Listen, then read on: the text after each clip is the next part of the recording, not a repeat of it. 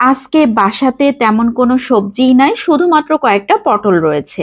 বাসার কেউই পটল খেতে পছন্দ করে না। সবার অভিযোগ, পটল যদি রান্না করো তাহলে আজকে দুপুরে ভাতই খাবো না। তো আমিও সেরকম পটলগুলোকে নিয়ে নিয়েছি।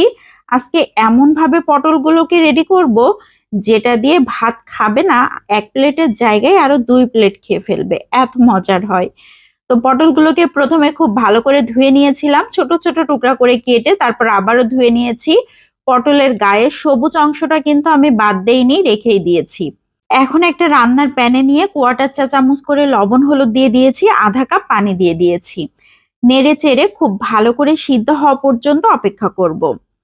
7-8 মিনিটের মতো জাল করে নিয়েছি। দেখেন একদম পানিটা শুকিয়ে গিয়েছে, পটলগুলো সিদ্ধ হয়ে গিয়েছে।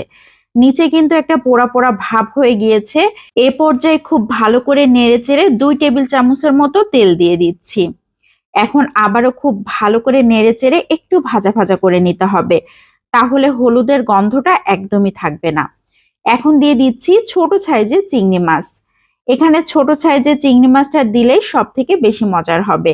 চিংড়ি মাছ দেবার পর বেশ কিছুক্ষণ নেড়ে চেড়ে নিয়েছি। এখন দিয়ে দিচ্ছি 2 টেবিল চামচ রসুন কুচি, 2 টেবিল চামচ পেঁয়াজ কুচি, 4-5টার মতো কাঁচামরিচ ছোট ছোট টুকরা করে কেটে দিয়েছি। খুব ভালো করে নেড়ে চেড়ে সবকিছু মিশিয়ে নিচ্ছি।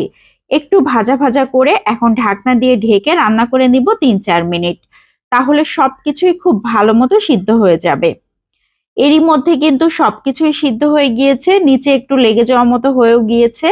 এখন অনবরত নাড়াচাড়া করে আরো একটু ভাজা ভাজা করে নিতে হবে। নিচে কোনো ধরনের পানি থাকা যাবে না, পানি থাকলে কিন্তু খেতে ভালো লাগবে না। এখন একটা সাইডে রেখে দিচ্ছি ঠান্ডা হবার জন্য। এদিকে আমি একটা পিষনি নিয়ে নিয়েছি, 3টা ভাজা শুকনা মরিচ, 1/4 চা চামচ লবণ দিয়ে খুব ভালো করে ভেঙে নিচ্ছি। এখন দিয়ে দিচ্ছি 2 টেবিল চামচের মতো কাঁচা পেঁয়াজ কুচি, খুব ভালো করে সবকিছু একসাথে ম্যাশ করে নিচ্ছি। এখন দিয়ে দিচ্ছি 1 টেবিল চামচ সরিষার তেল। আবারও সবকিছু খুব ভালো করে মিশিয়ে নিচ্ছি। কেউ চাইলে কাঁচা পেঁয়াজটা স্কিপ করতে পারেন, এখানে ভাজা পেঁয়াজও ব্যবহার করতে পারেন। এখন নিয়ে নিচ্ছি সেই ভেজে রাখা পটলগুলোকে। এখন খুব ভালো করে ম্যাশ করে নিতে হবে, তবে একদম মিহি ম্যাশ করব না, হাতে মাখালে যেমন হয় ঠিক তেমনটাই করে নিতে হবে। কেউ চাইলে শিলপাটায় একদম মিহি করে বেটে নিতে পারেন, কিন্তু আমার কাছে মনে হয় পটল ভর্তা একদম মিহি হলে একদমই ভালো লাগে না। হাতে মাখালে যেমন হয় ঠিক তেমনটা করে নিলে সব থেকে বেশি টেস্টি হবে। এখানে বেশ কিছুটা পরিমাণ ধনিয়া পাতা কুচি দিয়ে দিয়েছি। এখন হাতের সাহায্যে চটকে চটকে মাখিয়ে নিচ্ছি। চিংড়ি মাছগুলো আধা ভাঙা হয়ে গিয়েছে, পটলগুলোও কিন্তু আধা ভাঙা হয়ে গিয়েছে। ভাতের সাথে মেখে যখন খাওয়া হবে তখন দাঁতের নিচে পড়বে, খেতে ভালো লাগবে।